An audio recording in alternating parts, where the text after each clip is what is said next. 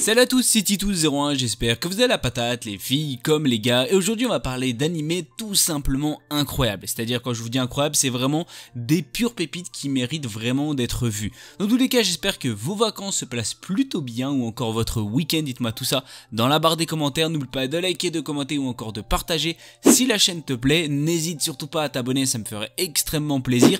Fais péter cette barre de like ou encore fais péter cette barre de commentaires, ça fait tout aussi plaisir et ça fait un petit référencement en plus. Dans tous les cas, on s'attaque tout de suite sur cette vidéo. Alors on va parler de Spy X Family. On est à peu près basé de 12 épisodes à peu près 24 minutes. Il est sorti tout récemment en avril 2022.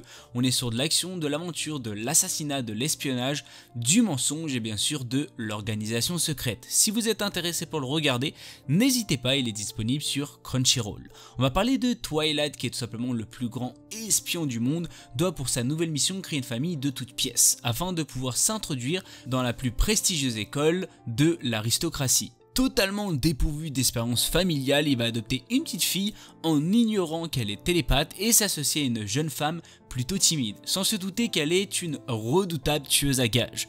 Ce trio atypique va devoir tout simplement composer pour passer inaperçu tout en découvrant les vraies valeurs d'une famille unie et bien sûr aimante. Ce qu'il faut savoir, c'est que c'est des agents extrêmement spéciaux et cette famille qui va s'appeler Forgé va tout simplement être une comédie d'espionnage assez pétillante. Sincèrement, au tout début, j'avais un petit doute par rapport au résumé, ça pouvait vraiment être excellent. Sincèrement, ça pouvait vraiment qu'être excellent. Dans tous les cas, j'ai pas du tout été déçu du tout. La petite fille est vraiment, pour ma part, la plus excellente. Bon, même la jeune femme est vraiment adorable ou enfin extrêmement drôle. Enfin, ils sont tous drôles, mais sincèrement, la petite fille est l'une de mes préférées pour l'instant et je pense que vous allez aussi l'adorer. Dans tous les cas, n'hésitez surtout pas à le voir. Je pense que vous allez vraiment adorer cette saison qui est bien sûr en commencement et j'attends vachement les épisodes suivants qui, je pense, pourraient être vachement intéressant. J'espère en tout cas une petite saison 2, même si pour l'instant le manga n'est toujours pas fini, je pense que la saison 2 est fort probable. Alors on va parler de Kouroshi High ou si vous préférez de Love of Kill. On est basé d'à peu près 12 épisodes de 24 minutes, il est sorti tout récemment en 2022, on est plus sur de l'action, de la psychologie, de la romance, de l'assassinat et du chasseur de primes. On va parler un jour de Château Dunkworth, qui est tout simplement une chasseuse de primes appartenant à la compagnie de soutien Ritzland, rencontre le mystérieux criminel nommé Ryang A. Après un affrontement remporté par le criminel, ce dernier fait une demande assez particulière. En effet, il va demander à Château son nom ainsi que ses coordonnées, et c'est ainsi que va commencer tout simplement le jeu du chat et de la souris, dans lequel les mains de ses participants sont tout simplement couvertes de sang.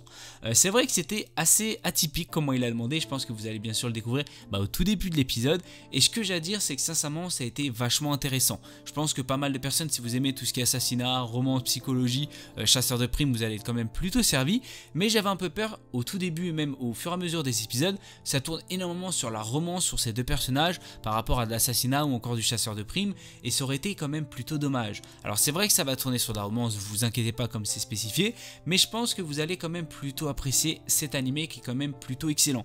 Vous allez découvrir plusieurs tout simplement agents secondaires ou encore personnages secondaires qui sont extrêmement importants pour ces deux personnages et je pense que vous allez être quand même plutôt content.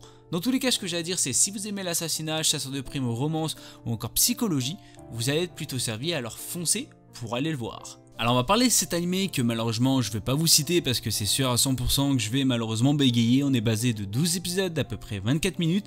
Il est sorti tout récemment en 2022, on est plus sur de l'action, de la comédie, de l'ecchi, de l'arène des démons et de la réincarnation. On va parler de Varvatos qui est le roi des démons le plus puissant de l'histoire, célèbre jusqu'à dans la mythologie. Ayant accompli sa vie de roi, il aspire désormais à une vie ordinaire. Et des milliers d'années plus tard, il se réincarne en un villageois nommé Hard. Sa magie est un peu dégradée, mais il n'en reste pas moins extrêmement puissant. Les rumeurs se répandent, de nombreuses femmes viennent lui demander de les épouser, la royauté tente de faire de lui le prochain roi et même d'anciens subordonnés tentent désormais de le tuer. Mais le grand roi démon se contente d'ignorer tous ces gens et continue de suivre sa propre voie. L'anime m'a fait un peu penser à Taraku Mao Sama, je pense que pas mal de personnes l'ont peut-être déjà vu, si vous ne l'avez pas vu n'hésitez pas à me le dire dans la barre des commentaires, je pourrais bien sûr vous présenter, parce que c'est quand même une une énorme masterclass aussi.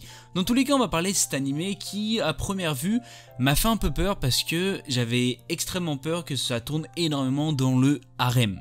Alors je pense qu'il y aura sûrement de la romance, pour l'instant je ne suis pas trop sûr, mais dans tous les cas, si ça reste uniquement dans le harem, ça serait extrêmement décevant.